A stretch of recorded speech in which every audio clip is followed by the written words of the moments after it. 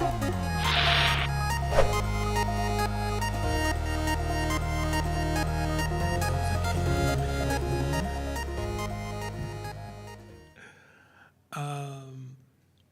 everybody. My name is William Evans. I'm the editor-in-chief for a website called blacknerdproblems.com. It is a site we've been around for about 2.5 years now, and we basically focus on, as the name would imply, we're pretty much nerds and geeks that focus on like pop culture, but also explaining through like a diverse means, right? Kind of marginalized voices, things like that. So we bring our own unique voice to it, our own perspectives, especially from a media critique perspective, right? So what I wanted to talk about, what my talk about is today, is I'm a lifelong gamer, big time gamer, spend way too many hours, money, whatever, resources on gaming. And no such thing, kind of, but you know, my wife and daughter might disagree, but you know, whatever. And so I look at it from a perspective of, you know, a good game is a good game is a good game, but also I kind of look at the makeup and how those games are made as well, right? So kind of where I wanted to start, and this was funny because this game came out as I was already kind of writing this. So this is a screenshot from Mafia 3. Okay, Mafia 3 features Lincoln Clay, brand new protagonist. He's a Vietnam veteran. He comes back. It's like 1968 or 69, I believe, in New Bordeaux, which is like fictionalized New Orleans. Okay, and Lincoln is African American.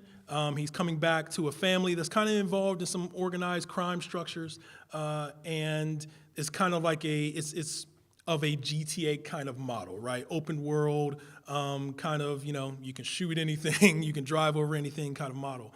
But Lincoln's unique, right? And not unique like we've never had a black protagonist in a video game before, but unique in terms of how he is written, how he is drawn, what his motivations are, and what his characterizations are, right? So something that struck me, there's this moment very early on in the game where after this whole revenge plot kind of takes over and you are tasked with kind of trying taking back the city, right? You are fighting a group called the Dixie Mob, which is a, you know, slant on the Dixie Mafia, which has some very realistic roots, but also a lot of fictionalized canon as well, right? And no matter what interpretation there is, the Dixie Mafia is an overtly racist group in the South. That's an organized crime element, right? So we're talking about brandishing like the Confederate flag as their symbol, speaking out against any kind of racial equality, things like that. So this is a very like real element in the game from the real world. And there's this part where you kind of, it's a game mechanic, you're learning to take over rackets, right? You're taking over other people's entities and things like that and claiming them as your own.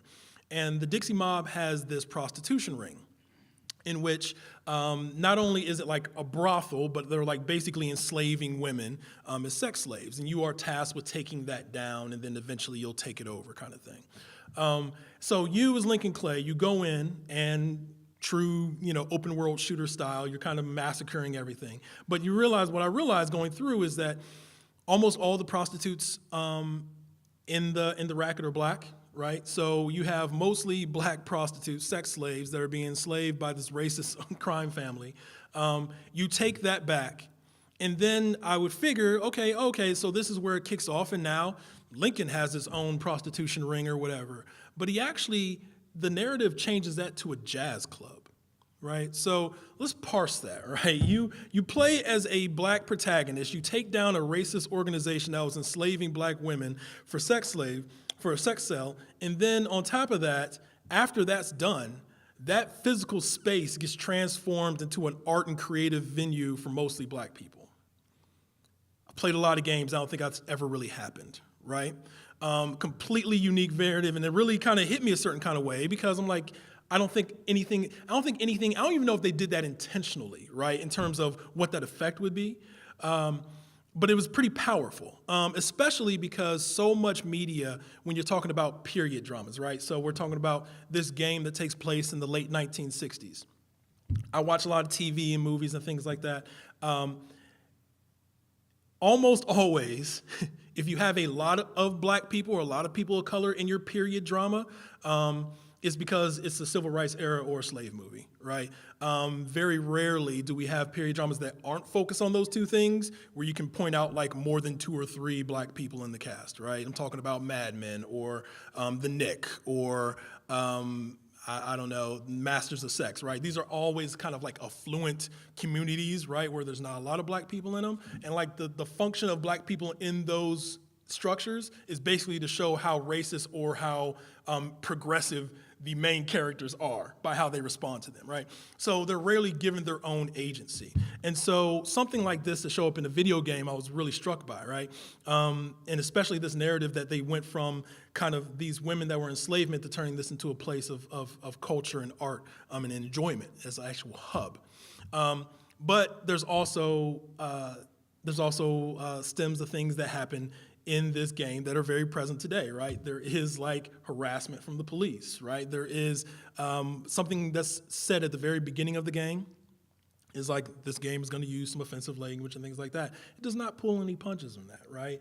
Racial slurs and things like that are in the game, but they have they very much root the game, and they don't run from the racial themes from this time period, right? There's plenty of ways they could have got around it. There's plenty of ways they could have said, well, okay, we won't incorporate that part of it because it might offend some people. I was really struck by not only the bravery for them to do this, for which is a AAA game. I mean, I don't know how much money went into, it's 2K games and not playing around, right? But on top of that, there's one thing, and I'll kind of get on this later, there's one thing to have the gall to do something and the guts to do something. It's another thing to do it right. Because there's not a lot of publishers I would always trust trying to do that, right? Trying to take that on. So that was kind of like this new narrative. And Lincoln Clay in himself is like this new kind of character. We've had, like I said, we've had black protagonists before, but like this kind of nuanced, the writing and the voice acting, I think, are superb for this character.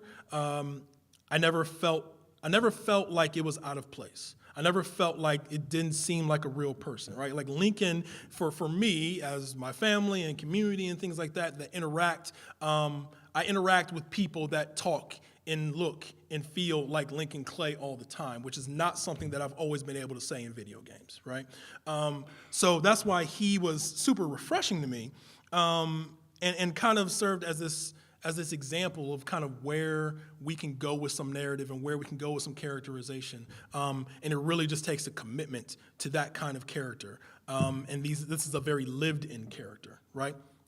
So kind of explaining how I ingest video games and other kinds of media. If you've been familiar with the term bean counter, right? So I think it gets like its roots in like accounting or something, right? Like someone that pays a lot of attention to how the books are stacking up, or what do we have of this, or what are we missing of that. I consider that, me and millions of other people consider that for how I ingest media, right? So if I'm watching something that has like no diversity to it, it sticks out to me abundantly, right? Those are the kind of things that affect me. So it'd be one thing to say, well, it's 2016, these things are kind of going away and blah, blah, blah, and why is it a big deal? I would remind people about like the Oscars so white, right? Like that we just had this Oscars this past year where there was no major league candidates that weren't white, right? Or, like this, I love Ghost in the Shell. This is breaking my heart, right?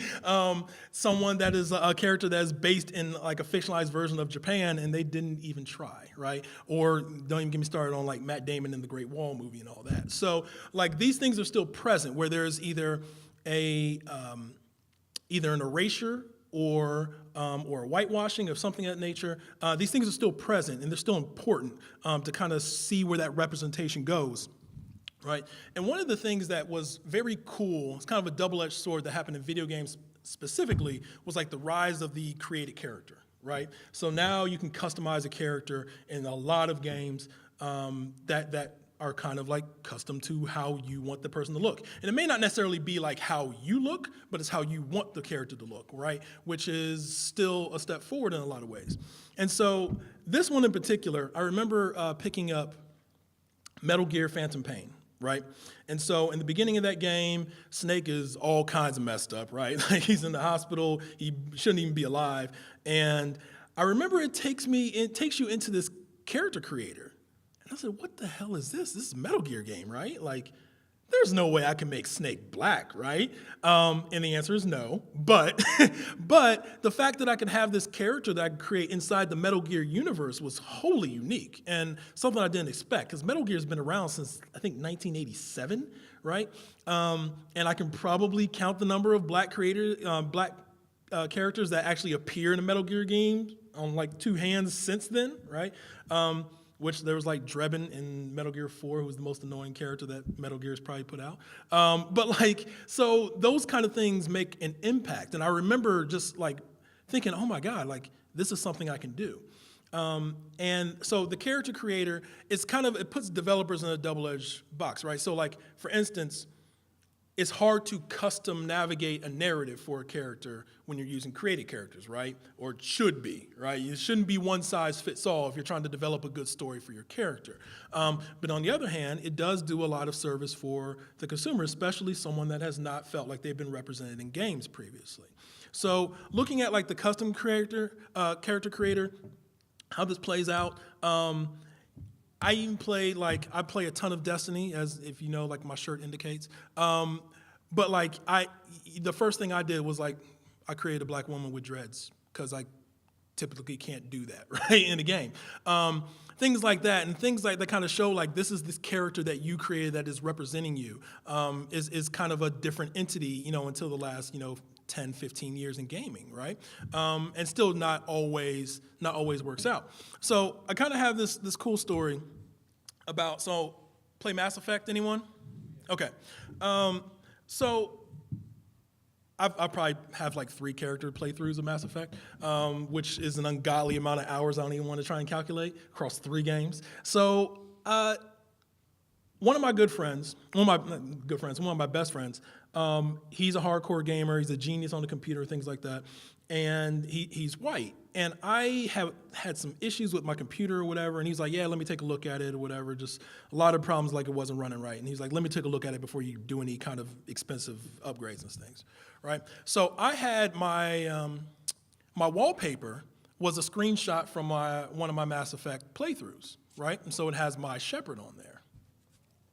And I remember when he gave my computer back to me, and he just said, so I was really surprised at your Shepard. And I said, what was surprising about it? He goes, never thought of Commander Shepard as black before, right? And I was like, okay, sure, I can see that, right? Like, he wasn't like offended, right? But like, it caught him off guard. And I said to him, I said, well, what does your Commander Shepard look like? And he's like, oh, I just use the default. And I thought about, and I remember I said to him, I was like, how the hell you just use the default? Like, you can make a character, right? You can make a character. Why would you ever settle for what it ships as? And so this is one of my Shepards. So like, I said to him, I said, man, that kind of strikes me. Why do you use the default? He goes, it's cool. I just went through it. So then I had a number of friends, and so now I'm curious about this. And I went to a number of friends, and I said, what's your Commander Shepard look like? And just a lot of my friends that were white used the default. And it dawned on me that them in particular, and not from a malicious standpoint, just for convenience or what they're used to, they've not had the same need that I have had to have representation in a game they're playing, right? They are usually the default. And so that's why they're like, oh, okay, this is good enough, right? Where if I see a custom creator on a video game, I'm jumping at it, right? Like, oh my God, cool, I can customize this person. And I think that really does come from like years and years and years of playing as probably some pretty cool characters that look nothing like me, that talk nothing like me, that I couldn't identify with except for the fact that I'm navigating this person through a story, right? So that really, really struck me at how many people like didn't have that need that I did, or a lot of people like me did. And then there's also some custom character fails, right? So like the first time you could like do game face in Tiger Woods, I remember this when I was like really excited, like holy crap, I can make a golfer that looks like me. Like I'll probably never be a golfer in real life, but I am going to be a golfer in this video game, right? And so I'm doing the custom creator and everything, and like it was like it was like an unflattering amount of detail, right? Like in terms of like what you can make the nose look like and the lips and the forehead and everything. And it's just like, it was a very humbling experience, right? The first time going through like Game Face. And I remember going through it all and then I'm like, okay, cool, let me get to the hair. The first couple years that Tiger had a Game Face creator did not have what you would call the average like haircut that you would see on a black man that's like a short haircut. Right?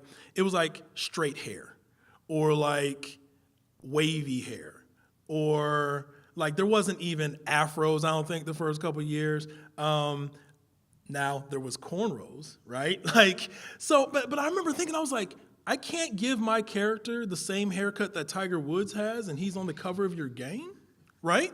And so this is kind of like, this is an example of, you know, trying to go in the right direction. Okay, we're going to open it up. But how much thought was really given into that? Like, okay, you really want this character to look like you, and how much did they actually consider down the line? They're like, okay, well, sure, we can give you dark skin, but they didn't really think much beyond that.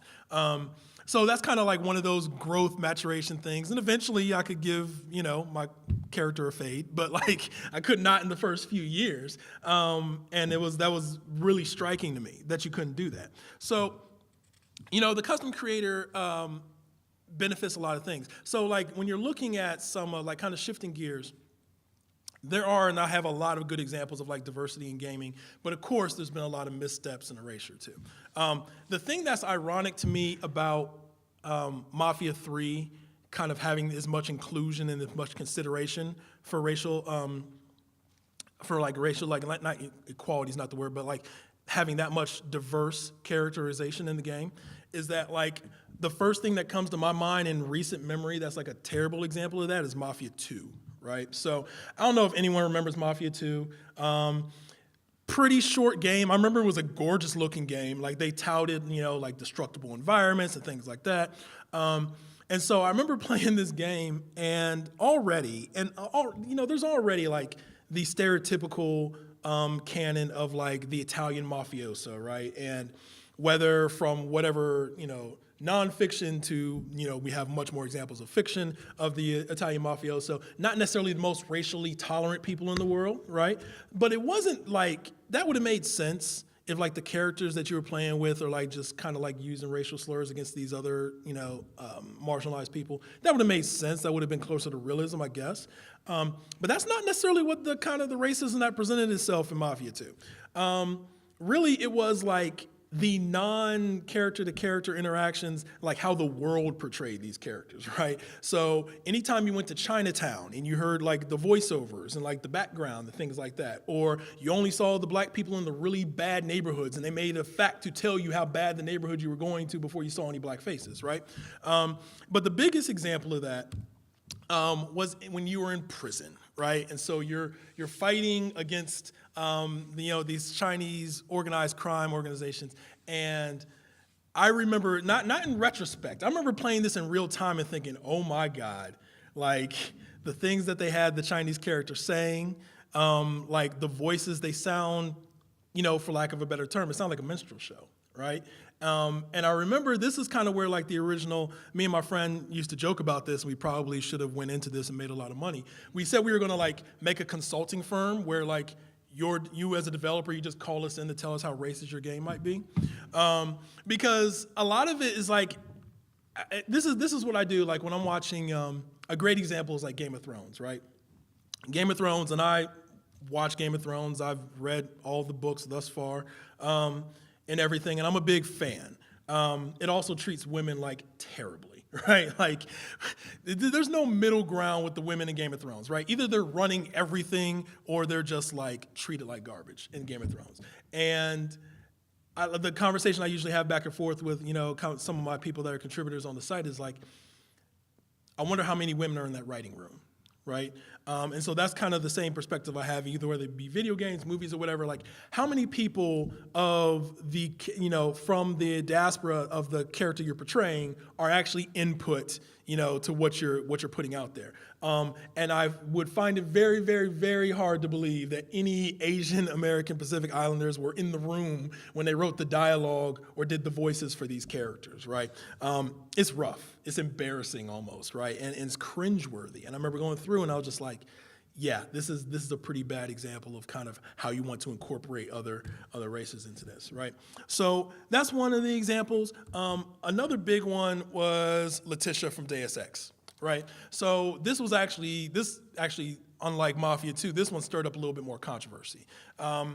So in Deus Ex, as Alex Jensen, in the very beginning of the game, you're kind of in Detroit, what is it, like 2054 or something like that? And Letitia used to be one of your informants, right, when you were a cop. So you're trying to get some intel on things that are going down now, and you go and you talk to Letitia. Actually, if I can play this, I really do think Letitia talks like a slave narrative. Well, shit, if it ain't the captain himself, Mr. Sarah don't fix you up good, ain't he? Give you new set of glasses and everything. Damn. How you doing, Letitia? That's rough, right? Like that's a lot, right? Like you could really transpose her voice, the way she stretches out every word. You could put that in 12 Years a Slave, and it would fit, right? And so I remember there was a big outcry, and like Square Enix really kind of, and they apologized for it. Our intent was not to be racist with this, and I accept that, right? Like I don't think that their intent was like, let's make the most stereotypical black woman possible in this world. But there's two problems with that, right? One problem is that this exists and that they thought this was okay to begin with. But the other problem is in Deus Ex, you're in Detroit. I could be wrong. Can anyone else name another black person that appears in this game, right? Like there might be a couple, but she sticks out because there's not many. And so I think the argument for, I'll kind of skip ahead on one of the slides, I think the argument for representation is really argument for saturation, right? So the bigger pool that you can pull from as far as diverse characters, the less you have to go out of your way to be diverse, right? And if you have more characters like that in your script, I mean, Letitia would have been a problem regardless. It doesn't matter if there were 30 other black characters in Deus Ex. It would have been a problem regardless. But she sticks out like a sore thumb because that is literally like the only representation of that diaspora in the game, right? So it's almost like a commentary on the developers that this is what their idea of what a black person sounds like, because there's nothing else to push back against it. And like I just said, if you have a wide pool and you have a lot of people that are from diverse backgrounds, then you don't have to make conscious efforts like, well, we're just going to go get a black person for this because that'd be cool, and we're going to, you're not having to make that effort if your circle already has that, right? So I remember playing as I remember the first time I walked up to Letitia in that game, and I was like, you got to be kidding me. You gotta be kidding me. And it gets worse, right? Because you talk to her a lot, and it does not get any better as the game rolls on. So I was just like, wow. And so something else about representation that's kind of important to note, a couple things, and it kind of goes to this saturation idea. Examples I can give, like for instance, like when Denzel Washington won his first Oscar, right? And I remember this like a big deal. He wins his Oscar for Training Day. It's the first time a black male actor won an Oscar for a lead role since Sidney Poitier had done it, like the 60s or something like that, or 70s. And it was a big deal, but there was also kind of pushback against the idea because Denzel specifically had probably had 3 or 4, what would you call Oscar-worthy lead roles before that. So then the commentary shifted to, well, of course he deserves an Oscar, but why is he getting an Oscar? Because now he's playing like the most evil kind of character, right? And it goes to this characterization of what roles what identification can people of color be rewarded for, as opposed to what they do, right? And so Denzel plays, Malcolm X, and there's not a person on the globe that would be like, oh, that was okay. Like, he embodied Malcolm X, but it didn't win an Oscar. But he plays Alonzo Hightower, who, drops the N-word on his white partner and sets him up to kill him and does every despicable thing possible. And it's like, and he was the favorite to win the Oscar, right? And so that's the kind of thing that happens with saturation, right? If we don't have enough, or rather, having more of those examples means we can have more well-rounded characters that aren't identified. And so, I'm happy, when, a well-rounded, black villain is cast for something, right? It kind of means that we can identify now sometimes a little bit they could play virtuous characters too, but we can also play every other kind of role, and it still be seen as legitimate. But for that to be legitimate, we still have to be in every other kind of role as well, right? Not just the villains. And then there's the other side of whenever there's the first to do something, right? What's that Chappelle line? Was it Chappelle that said, his grandmother or something told him, you don't ever want to be the first to do something because that means that racism still exists, right? But for instance, a big thing like Roxane Gay, if you're a comic book fan, she's going to be writing The World of Wakanda, which, centers around Black Panther. Roxane Gay is going to be the first black woman writer for Marvel ever in its history. Marvel been around longer than all of us, right? And so it's awesome. Roxane Gay is an awesome writer. I think that this story will be awesome, but it still has to address the fact it's okay, but why is she the first, right? Because it's not because there aren't worthy contenders, but something has to happen, some glass has to break for it to happen. So it's a celebration and an examination of kind of what the issues have been previous, and this happens in video games too. Like I said, Lincoln isn't the first black protagonist you could play as. I think he's easily the most well-rounded person of color protagonist you could probably play as. And there's been other characters that come to mind. I really liked Franklin from GTA 5. Franklin felt very naturalized, but Franklin was a maturation from Carl in San Andreas, right? It took a long time to get to Lincoln Clay, right? It took a long time to get that character, and there's a lot of steps along the way. So one thing that exists in movies and video games and everything else is the trope of the magic Negro, right? So the magic Negro is a character, and is named the magic Negro, but it could be any character of color, any kind of marginalized character, where their sole purpose is to advance the story of someone else, right? They're the person that has all the knowledge in the world, but they still have some station they can't rise above, right? The Legend of Bagger Vance, or movies like that, where you have some black character that uplifts the main character. Excuse me. It's coming back. I know it's coming back. But they don't have any agency of their own. They have barely any kind of storyline of their own, right? They're just there to support someone else, even though they have all the knowledge and wisdom in the world to help someone else, but they can't do it for themselves. So playing the Telltale games, the Walking Dead series, the first game, you are thrust into the role of Lee Everett. And I don't know if we talk about Lee the way we should, because I think he's kind of groundbreaking in games, right? Lee is his own character. He is a super complicated character, right? I put in here, you meet Lee as a murderer, and then he becomes a leader, and then he's a martyr, right? The beginning of the game, before the outbreak, or while the outbreak is going on, Lee is going to prison for murdering his wife and some other person, right? Like double homicide. Not necessarily a great guy, right? But throughout the course of the game, you are given his backstory, you are given his motivations, you are given the way he interacts with people in a way that makes him a very likable character. And while I say kind of why he fits into the debunking the magical Negro, because ultimately, spoiler for those that haven't played this, ultimately, he's the one that kind of pushes Clementine to survive, right? And the person that you end up playing as in the next game. And then if you look back on the game, you see kind of everything was for that purpose. But it was not solely his purpose. He was given agency. He was given a backstory. He was given a real sense of drive throughout that game, and he's a fully realized character. Like the voice acting on him is phenomenal. The motivations, things, they make sense for him to be his own character.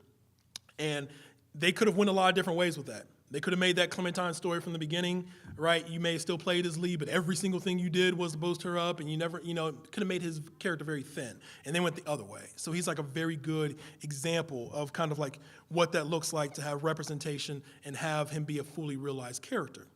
Where it gets a little more complex is where you have characters that come from marginalized diaspora, but don't really have, there's nothing overt about them. So like a good example for that is Infamous Second Son, right? So you play as Delson Rowe. Who liked Infamous Second Son? I liked it.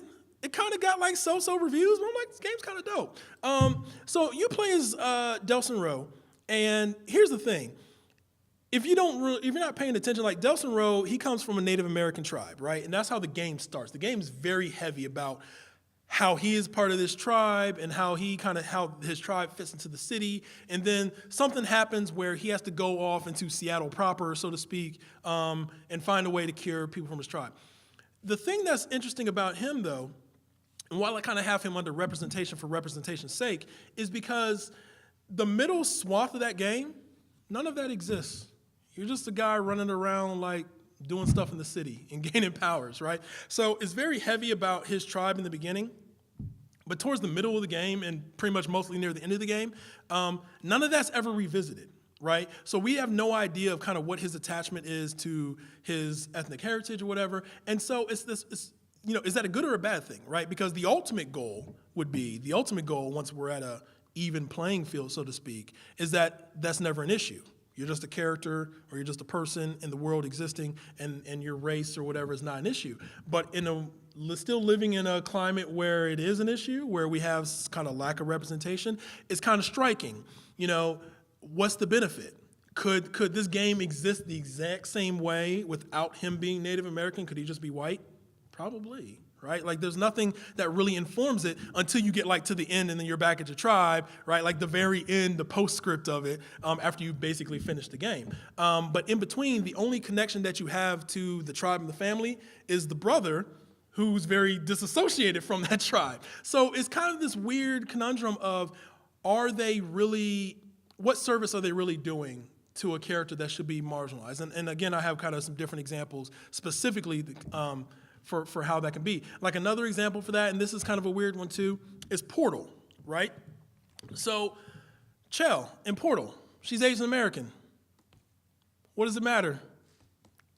There's, like by default, she doesn't necessarily have this huge backstory. I think it's cool, right? And the only time you see her is when you're making a portal where you can see yourself, basically, because it's first person. But coming from that Valve style, you are a silent protagonist, right? Kind of like Gordon Freeman in Half-Life. So Chell never speaks.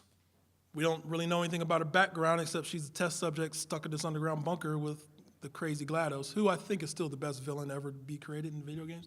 But it's debatable. We might be able to debate it afterwards.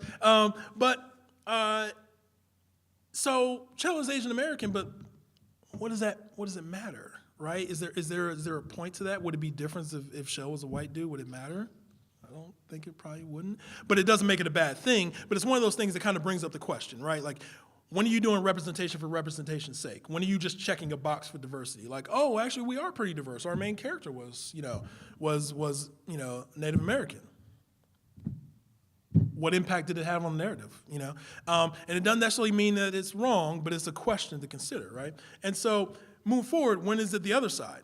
So Assassin's Creed is interesting, right? Because something they did extremely well and something that not a lot of publishers were doing is, when you look at Evelyn and you look at Connor in the Assassin's Creed series, their race actually defines the narrative, right? It is written into the game. Like they can't just exist in the world and just be a person running around. No, like Emily, like she's a slave. Like she's in the French quarter or in the French town, like running around on French rooftops during the 1700s, I believe, 16, something like that.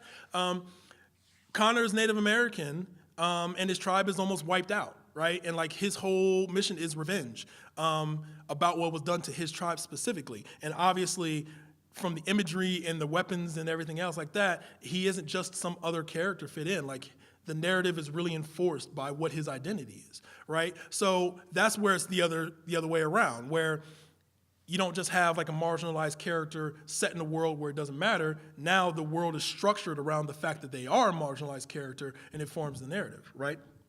So that's kind of one of the different examples of that. And then you kind of have this other category, which I just call exploitation, right? So San Andreas is like a good example of that. Now, I played the hell out of San Andreas, right? At the time, it was GTA's best game to me. But San Andreas, and it's not necessarily Rockstar's responsibility, you know, if you play in the world of San Andreas, then you pretty much believe that like every black neighborhood in LA is like a war zone, right? Like there's no room for civility in that, right?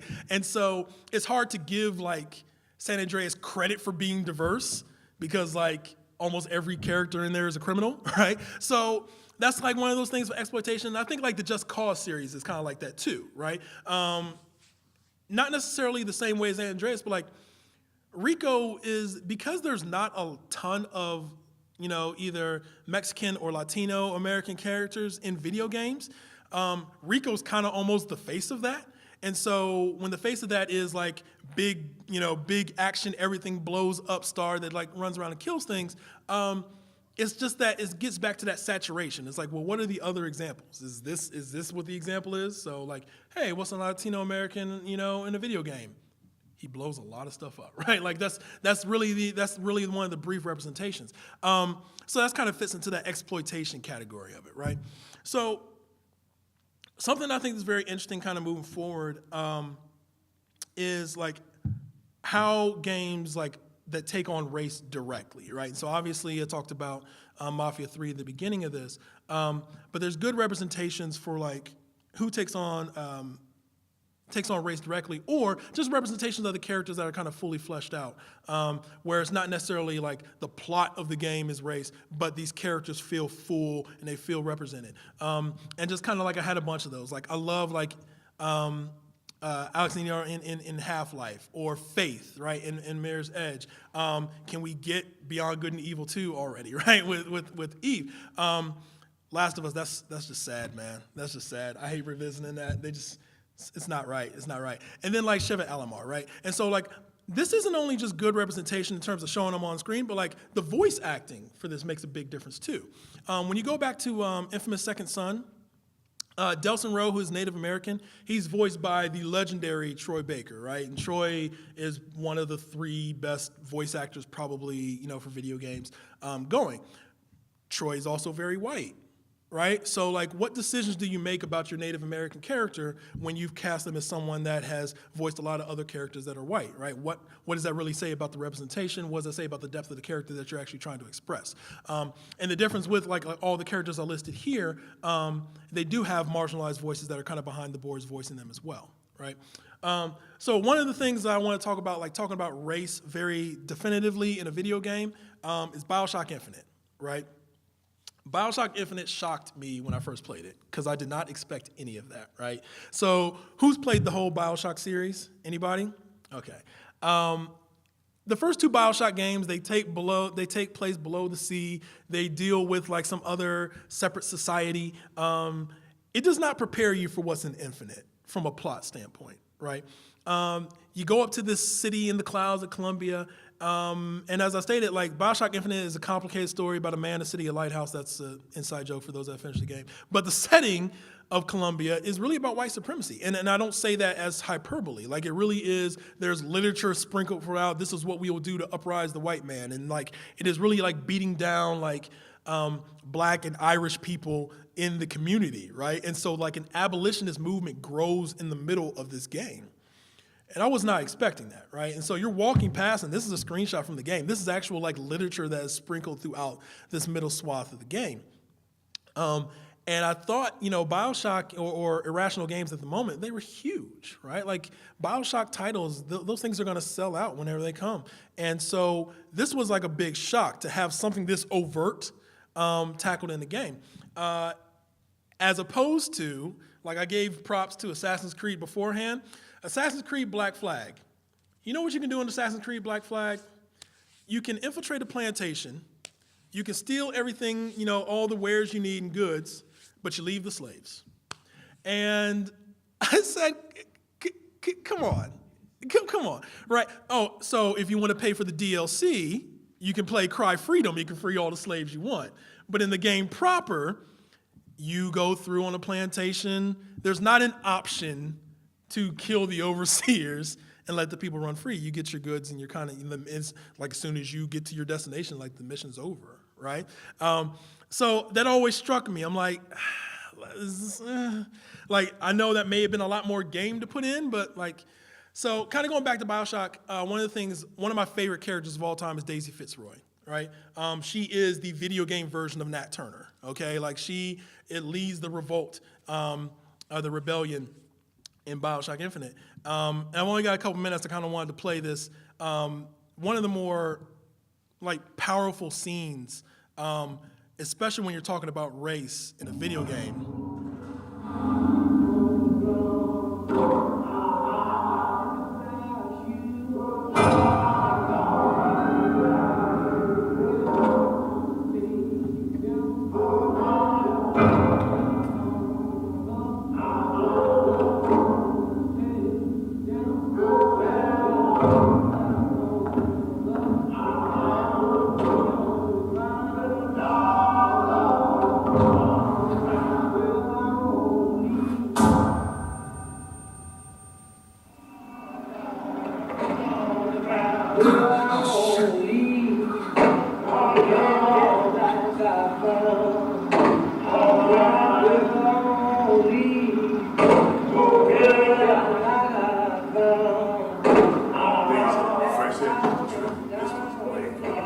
So you're this false shepherd we've been hearing so much about.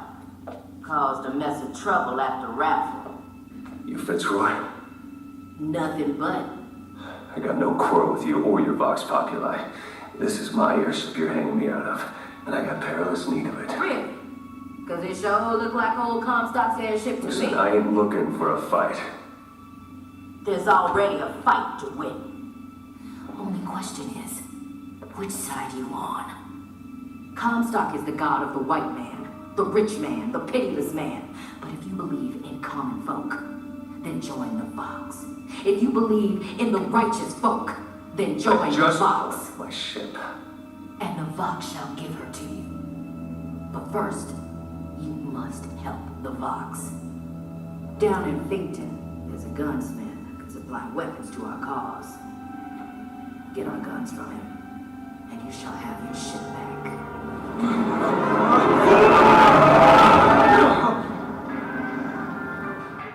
So, for one, there's a slave song playing in the beginning of this, right? It's a chain gang song, right? Of imprisoned black inmates. You have a black woman that is the face of the rebellion, right? That is very overtly, not coarsely, very overtly talking about overthrowing a white supremacist regime. I paid $60 for this game, and a lot of other people did too. And I was really struck that this theme existed in a AAA game that was going to sell, thousands and thousands of copies. There's a bravery to it, but kind of, as I said in the beginning, there is, I wouldn't trust everyone with that kind of content. And going through and how they made that kind of the precipice and kind of made that really important to the plot was really interesting to me. So I know we're running short on time, but I wanted to say thank you for everyone that came. I really, really appreciate you guys sitting and listening. If you ever want to check out my site, everyone check out the site or myself. I'm on Twitter as well. And again, like this is kind of the commentary we do. We do reviews and editorials and things like that, but this is kind of things we speak to. We speak about diversity in media, the kind of media that we consume, what gets done right and what could be done better. So thank you all. I appreciate it. Thank you.